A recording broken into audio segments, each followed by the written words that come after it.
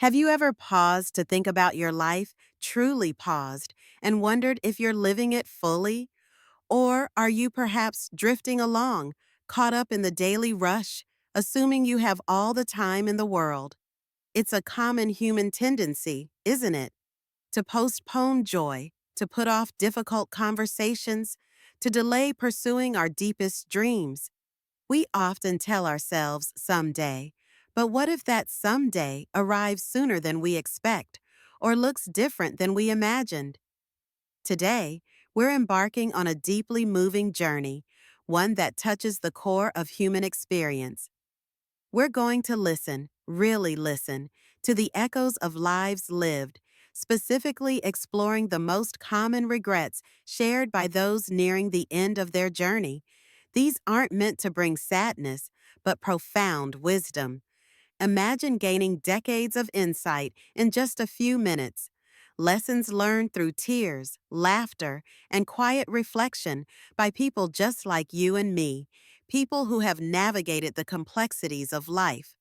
Stay with us because the reflections we'll share might just change the way you see your own path, encouraging you to live more authentically, more lovingly, and with fewer regrets, starting right now. Don't click away. This conversation is perhaps one of the most important you'll have with yourself today. Let's uncover these powerful life lessons together. One of the most frequent and poignant regrets whispered by those reflecting on their lives is this: I wish I'd had the courage to live a life true to myself, not the life others expected of me. Think about that for a moment. How much of your life is shaped by your own desires, values, and passions, and how much is influenced by the expectations of family, friends, society, or even perceived obligations? It's a subtle pressure, often unnoticed until we look back. Many people, especially from older generations, felt bound by roles and expectations. Perhaps they pursued a career path chosen by their parents, married someone to please the family, or suppressed creative talents deemed impractical. Imagine a woman, let's call her Eleanor, who dreamt of being a painter, her heart alive with colors and canvases, but societal norms or family pressures led her down a more sensible path, perhaps into accounting or teaching, fields that never truly ignited her soul. She lived a good life, a responsible life, but as years passed, the unpainted canvases haunted her quiet moments. This regret isn't about selfishness, it's about authenticity. It's about honoring the unique spark within each of us. Living true to oneself requires immense courage. The courage to say no, the courage to disappoint others sometimes, the courage to follow an unconventional path, and the courage to listen to that quiet inner voice that knows what truly brings you joy and fulfillment. It's about aligning your daily actions with your core values, ensuring that when you look back, you see a reflection of your genuine self, not a composite sketch drawn by others' expectations. This is a powerful reminder to check in with ourselves regularly. Are my choices truly mine? Am I honoring my own dreams and aspirations? Another profound regret that echoes through the final chapters of many lives, particularly from men of certain generations but increasingly relevant to all, is the lament, I wish I hadn't worked so hard. This isn't a rejection of the value of hard work or providing for loved ones. It's about the balance. It's about the moments missed, the relationships neglected, the life experiences sacrificed on the altar of career or endless work hours. Think of Arthur, a devoted father and husband who spent countless hours at the office, climbing the corporate ladder, driven by the desire to provide the best for his family. He achieved professional success, financial stability, but often arrived home long after his children were asleep. He missed school plays, family dinners became rushed affairs, and deep conversations with his spouse were postponed for later when things were less hectic. Later often came too late. His children grew up, forming memories he wasn't a part of, and the intimate connection with his partner subtly frayed under the constant strain of his absence, both physical and emotional. As he looked back in his later years, the promotions and bonuses paled in comparison to the irretrievable moments. The bedtime stories unread, the shared laughter unheard, the simple joys of presence missed. This regret serves as a stark warning in our modern, often work obsessed culture. It urges us to question our priorities. Is our work serving our life, or is our life serving our work? Are we making conscious choices about where we invest our most precious, non renewable resource, our time? It's a call to be present, to cherish relationships, and to remember that true wealth lies not just in financial success, but in rich connections and lived experiences. I wish I'd had the courage to express my feelings. This regret speaks volumes about the emotional landscape many navigate throughout their lives. So often, people suppress their true feelings love, gratitude, anger, sadness in an effort to keep the peace, avoid conflict, or conform to perceived social norms about emotional expression. They might swallow harsh words to avoid an argument, refrain from saying, I love you, for fear of vulnerability, or hold on to resentment rather than seeking resolution. Consider Martha, who deeply valued her friendship with a neighbor, but never truly expressed the depth of her appreciation. She always assumed her friend knew, or perhaps felt awkward putting such emotions into words. When her friend passed away unexpectedly, Martha was left with a profound sense of unspoken gratitude, a heavy weight of words left unsaid.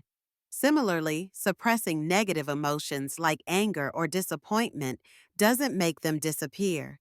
It often allows them to fester, leading to bitterness, resentment, and sometimes even physical illness. Relationships built on a foundation of unexpressed feelings lack true intimacy and authenticity. While tact and kindness are important, honest emotional expression is vital for genuine connection and personal well being. This regret teaches us the importance of vulnerability and emotional honesty. It encourages us to communicate openly, to tell people how we feel, both positive and negative, in a constructive way. It's about fostering relationships where true feelings can be shared without fear of judgment, leading to deeper connections and a life lived with less emotional baggage and unspoken words haunting our final reflections. Life gets busy. Careers demand attention, families require nurturing, and daily responsibilities pile up. Amidst this whirlwind, friendships, especially those not part of our immediate daily lives, can inadvertently drift away. This leads to another common regret voiced by the elderly. I wish I had stayed in touch with my friends. These aren't just casual acquaintances, they are often the friends who shared formative experiences, understood us deeply, and offered unique companionship. Think of George, who had a best friend from childhood. They were inseparable growing up, sharing dreams, secrets, and endless adventures. As adults, life took them in different directions, different cities, different careers, different family obligations. They promised to stay in touch, and they did, sporadically at first. But gradually, the calls became less frequent, the emails shorter, until the connection faded into cherished memories rather than an active presence.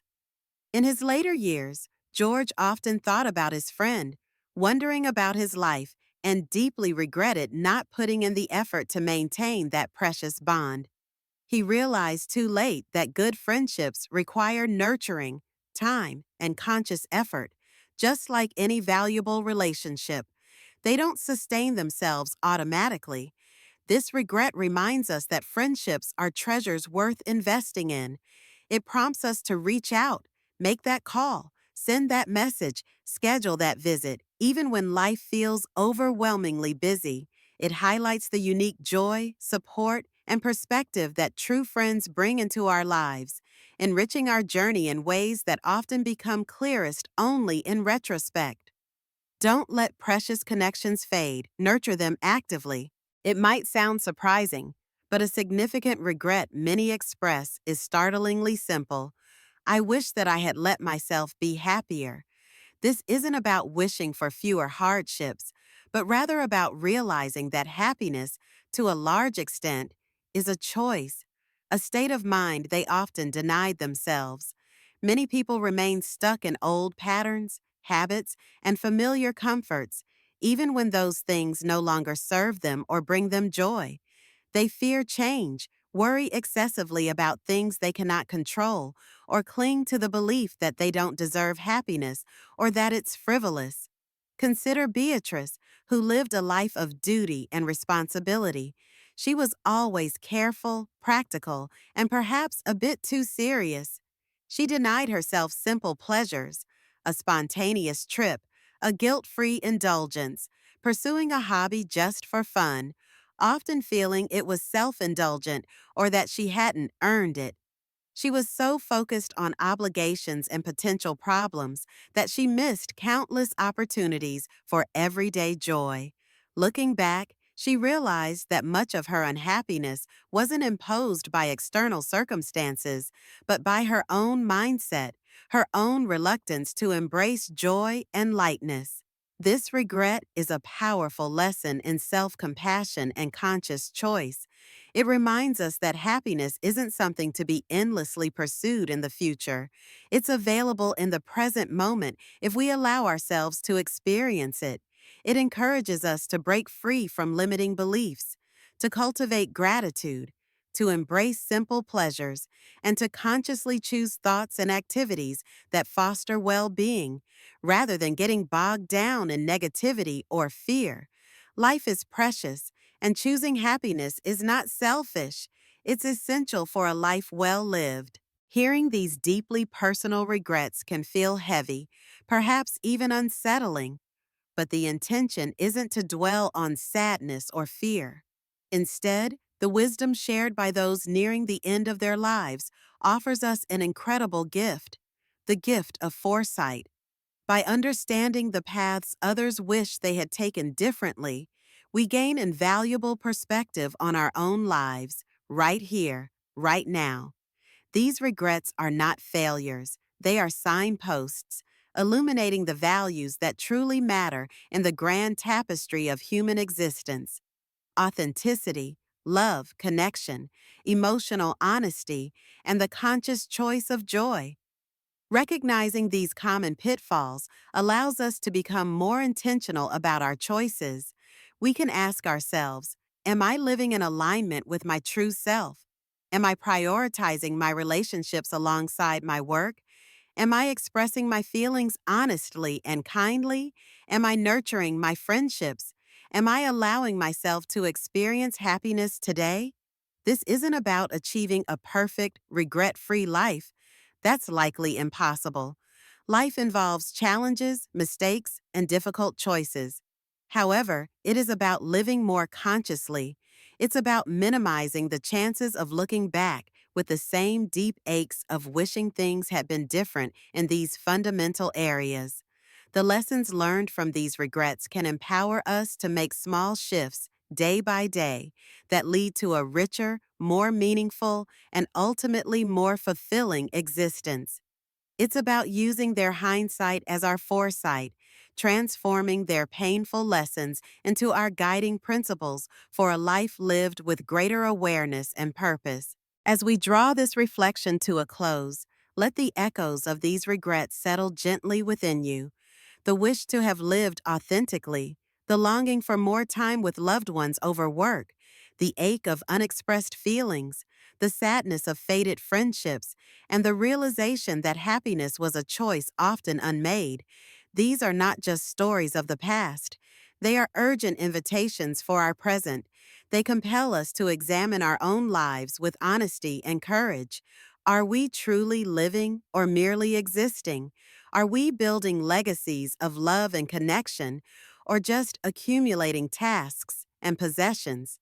The beauty is, for most of us listening, there is still time. Time to be braver, time to love more openly, time to reconnect, time to forgive, time to work a little less and live a little more, time to choose joy.